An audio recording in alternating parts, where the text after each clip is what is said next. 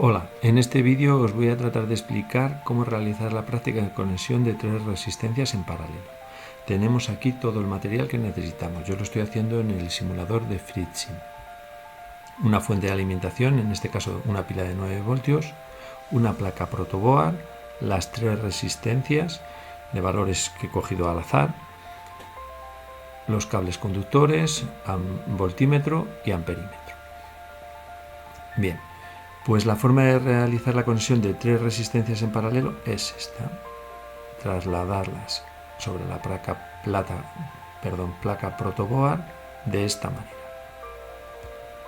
Porque la placa protoboard tiene todos los pines de una misma columna vertical, estos 5 pines interconectados internamente y aislados del resto. Y lo mismo con los que están separados por esta división de aquí de la placa. Estos 5 pines están interconectados y separados del resto.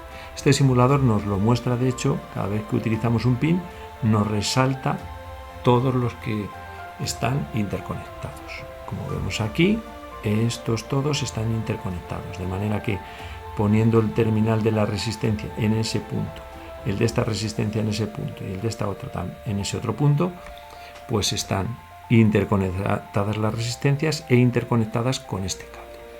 Y en las filas horizontales es algo diferente. Todos los pines de una misma fila están interconectados. Todos estos están interconectados y aislados del resto. Todos estos están interconectados y aislados del resto. Y igual ocurre con estas dos filas de aquí. Vamos a ver con el simulador que es así. Si pongo ahí la pila, el terminal negativo nos muestra que todos esos puntos ya tendrían alimentación negativa. Si pusiese así la pila, nos permite, poniéndola así, nos permite apreciar que todos estos pines tienen alimentación positiva. Y lo que vamos a hacer es colocarla de esta manera, porque así podemos coger tensión positiva de la fila superior y negativa de la inferior.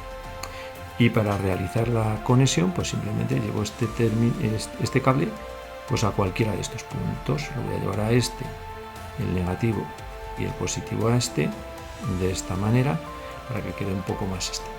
Y ya tendríamos alimentadas las tres resistencias con la misma tensión, porque están en paralelo. Esto es un punto común, por tanto un nodo. Esto todo es un solo punto desde el punto de vista eléctrico y por tanto un nodo, el otro nodo. Todas las resistencias tienen la misma tensión. Pasará más corriente por la más pequeña. La más pequeña es esta de aquí, que tiene 220 ohmios. Bien, alimentar así directamente en un simulador no implica nada, pero en la práctica entraña un peligro, porque nos tenemos que asegurar de que esta resistencia es capaz de disipar en el ambiente el calor que se está produciendo por efecto Joule. Entonces tenemos que ver la potencia de esa resistencia. Vamos a ver, en la práctica se ve, en la realidad se ve por el tamaño de la resistencia. Y en el guión de la práctica tendréis una tabla con distintos tamaños y asignada la potencia que corresponde a ese tamaño. Aquí en el simulador lo único que podemos hacer es, pues abrir el inspector, y aquí tiene asignada una potencia de 1 vatio esa resistencia. Esta otra 0,25 y esta otra 0,5. En la práctica, pues esta sería mucho mayor que el resto. Bien, pues como digo, nos tenemos que asegurar de que antes de conectar, de que va a poder disipar la potencia por tamaño. Tenemos que consultar en la tabla según el tamaño de la resistencia, la potencia que es capaz de disipar, y asegurarnos que cuando la alimentemos a 9 voltios la potencia es inferior a 9 o a 12. Bueno, yo tengo hecho aquí el cálculo para 9 voltios. Pues potencia es tensión por intensidad. Aplicando la ley de Ohm, la intensidad vale esto. Podemos incluso sustituir los valores directamente. Yo lo he hecho sustituyendo la fórmula. Me queda esta otra fórmula, sustituyo aquí los valores y me sale pues una potencia inferior a 1 vatio. Luego con esa resistencia no voy a tener ningún problema. Este cálculo, como digo, siempre hay que hacerlo, porque si no, si fuese 3 vatios, por ejemplo, pues se quemaría la resistencia, empezaría a oler rápidamente después de conectarla. Vale, en una situación como esta, con este resultado, la podríamos utilizar, si fuese de 1 vatio, pero si fuese de 1/4 de vatio, no. Bien, recordemos este dato, porque luego mediremos la corriente en esa resistencia también. Uy, aquí esto está mal, son... A ver, serían amperios. Esos amperios o 41 miliamperios. Bueno, pues vamos a recordar ese dato porque luego mediremos la corriente. Volvemos aquí al simulador. Si queremos medir tensión, vamos a empezar midiendo tensión, pues empleamos el voltímetro y lo que vamos a hacer es vamos a hacerlo al revés. Vamos a traer el cable desde aquí, porque no, pensé que iba a mantener el color negro. Vale, pues ahora lo cambiamos el color. Al color rojo llevamos el rojo y vamos a llevar este otro punto de ahí. A ver, realmente lo he conectado bien en puntos separados. Como decía, voy a cambiar aquí el color y voy a decir, le he hecho clic con el botón derecho, me sale este menú y le digo que se va a ser de color negro. Vale, si le doy al simulador, veo que todas las resistencias tienen los 9 voltios que proporciona la batería. Para la simulación, para medir corrientes también.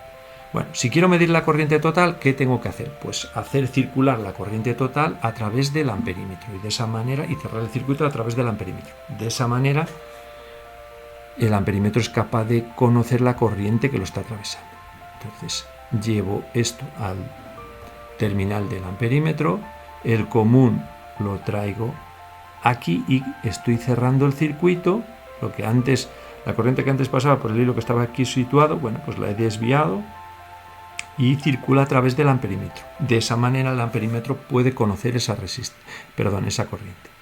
Vale, este cable hay que mantenerlo de color rojo. Clic con el botón derecho y lo mantengo en rojo porque aquí no hay caída de tensión. Aquí vamos a seguir teniendo 9 voltios. Lo veremos ahora cuando hagamos la simulación.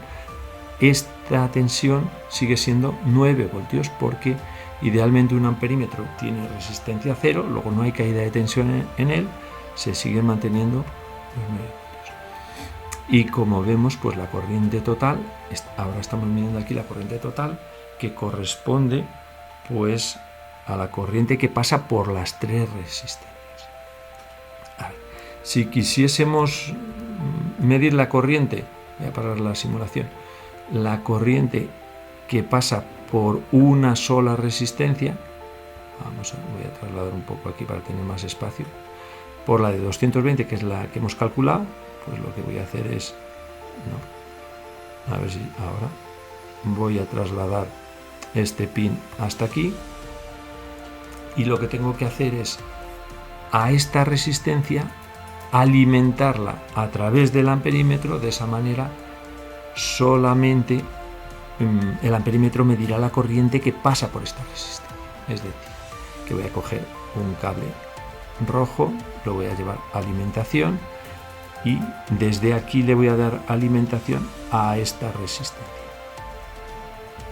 Vale, vamos a hacer la simulación y comprobamos que tenemos los 41 miliamperios que nos había dado el cable. En la práctica, como las resistencias tienen una tolerancia, pues puede haber ligeros cambios respecto a lo calculado, pero es por esas tolerancias. Y siempre hay que hacer los cálculos con los valores medidos, no con los valores nominales. Entonces, cuando hagamos un cálculo, siempre hay que emplear valores medidos, los proporcionados por los equipos de medida, no por los nominales. Vale, pues eso es todo.